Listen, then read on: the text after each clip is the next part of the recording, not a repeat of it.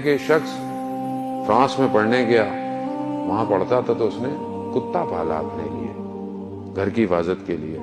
تو وہ یہ صبح پڑھنے چلا جاتا تھا، رات کو واپس آتا تھا، کتا اس کے ساتھ اندر آ جاتا تھا.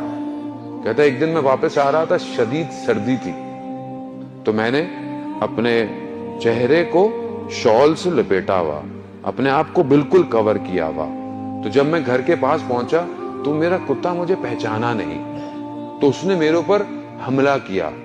حملہ کرنے سے کیا ہوا کہ میری شال میرا جو تھا وہ ہٹ گیا. تو جب اس نے دیکھا کہ میں ہوں، میری آواز سنی تو ایک دم رک گیا. اب میں نے جب اندر جانے لگا تو میں نے کہا اندر آؤ، تو وہ اندر نہیں آیا.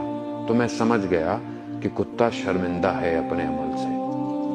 کہتا ہے صبح جب میں باہر نکلا تو سردی کی شدت سے کتا مر چکا تھا. کتے نے حیا کی اپنے مالک کے اوپر حملہ کرنے کے بعد.